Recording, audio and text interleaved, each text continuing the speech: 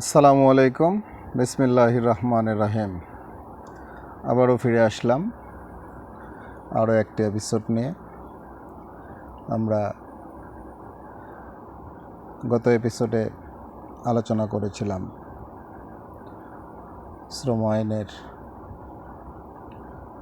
11তম ধারা পর্যন্ত। আজকে 12তম ধারা থেকে শুরু করছি। শুরুতেই দেশ ও প্রবাসের সকল শ্রমিকদের জানাচ্ছি সংগ্রামী শুভেচ্ছা অভিনন্দন। আমরা সকলেই শ্রম আইন মেনে চলি এবং বাংলাদেশের আইনের প্রতি শ্রদ্ধাশীল হয়ে চলি। ধারা 12, কাজ বন্ধ রাখা।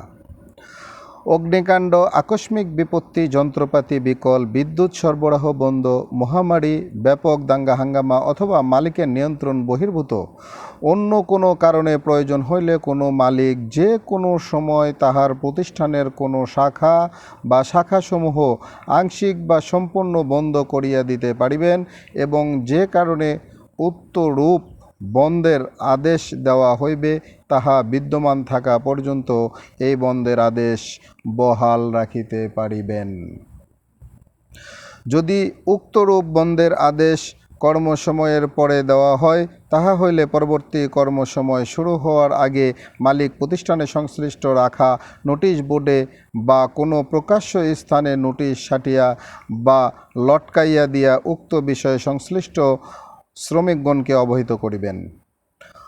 এ উল্লেখিত নোটিশের বন্ধ পরবর্তী কাজ কখন শুরু হইবে এবং সংশ্লিষ্ট শ্রমিকগণকে কাজ পুনরায় শুরু হওয়ার পূর্বে কোন সময় তাহার কর্মস্থল অবস্থান করিতে হইবে কি না তৎসম্পর্কে নির্দেশ দেয়া থাকিতে হইবে। যদি উক্তরূপ বন্ধ কর্মসময়ের মধ্যেই সংগঠিত হয় তাহা হইলে মালিক উপধারা 2 উল্লেখিত পন্থায় নোটিশ মারফত সংশ্লিষ্ট শ্রমিকগণের যথাশীঘ্র সম্ভাব্য তৎসম্পর্কে অবহিত করিবেন এবং এই নোটিশের পরবর্তী কাজ কখন শুরু হইবে এবং শ্রমিকগণ কর্মস্থলে অবস্থা করিবেন কিনা তৎসম্পর্কে নির্দেশনা থাকিবে। উক্তরূপ কাজ বন্ধের পর যে সমস্ত শ্রমিককে কর্মস্থলে অবস্থানের নির্দেশ দেওয়া হইবে তাহাদের এই অবস্থানের সময় 1 ঘণ্টার কম হইলে তাহা কর্ম মজুরি নাও পাইতে পারেন এবং এই অবস্থানের সময় ইহার অধিক হইলে তাহার অবস্থানকালীন সম্পন্ন সময়ের জন্য মজুরি পাইবেন।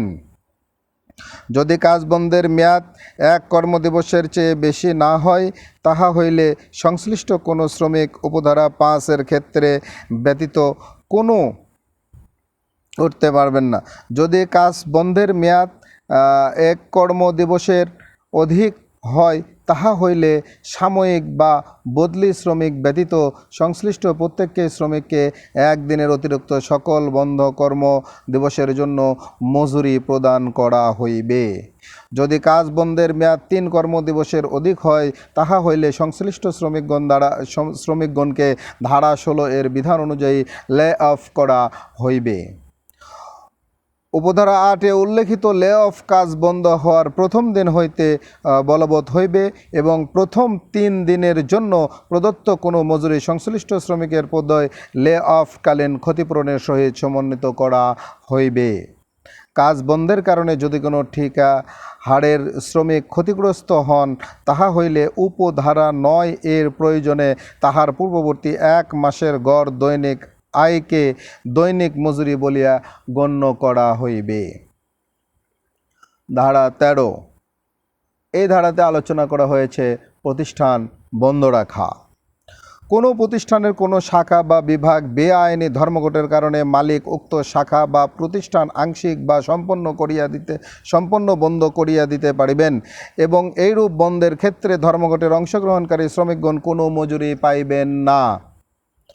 যদি উপধারা 1-এর অধীনে কোনো শাখা বা বিভাগ বন্ধের কারণে প্রতিষ্ঠানের অন্য কোনো শাখা বা বিভাগ এমনভাবে ক্ষতিগ্রস্ত হয় যে উহা চালু রাখা সম্ভব নহে, তাহা হইলে উক্ত শাখা বিভাগ ও বন্ধ করিয়া দেওয়া যাইবে।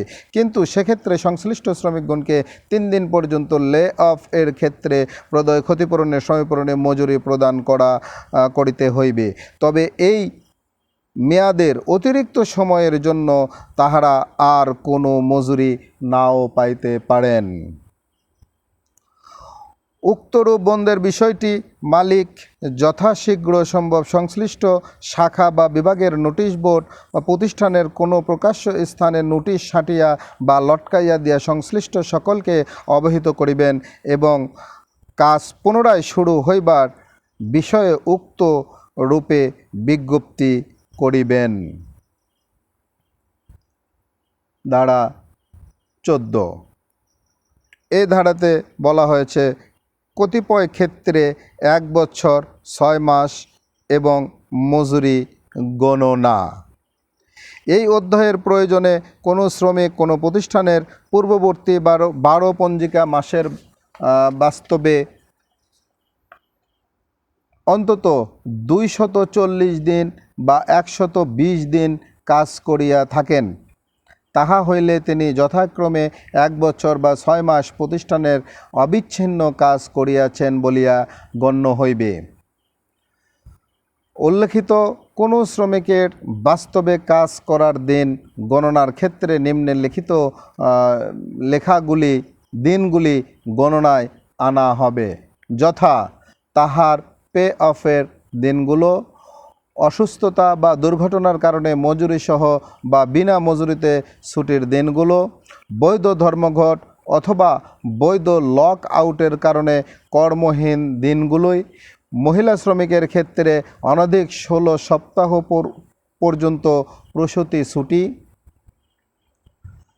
ধারা 19, 20 অথবা 23-এর অধীনে ক্ষতিপূরণ অথবা ধারা 22, 23, 26 অথবা 27 এর অধীনে মজুরি হিসাবের প্রয়োজনে মজুরি বলিতে কোনো শ্রমিকের ছাঁটাই, বরখাস্ত, অপসারণ, ডিসচার্জ, অবসর গ্রহণ বা চাকুরি অবসানের অব্যাহতি পূর্বের 12 মাসের প্রদত্তে তাহার মূল মজুরি এবং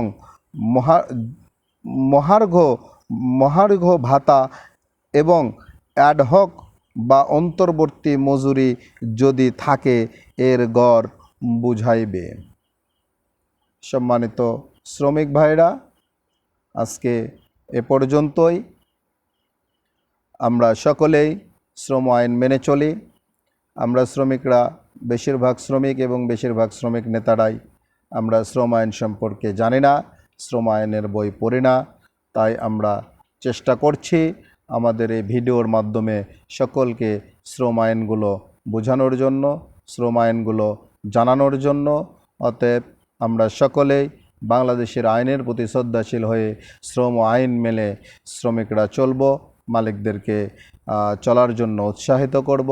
আগামী দিনে আরও কোনো ধারা নিয়ে আমরা আসবো ইনশাল্লাহ। সে পর্যন্ত সকলের সুস্বাস্থ্য দীর্ঘায়ু কামনা করছি। আমার নিজের জন্য দোয়া চেয়ে নিয়ে আজকের পর্ব এখানে শেষ করছি। সবাইকে ধন্যবাদ।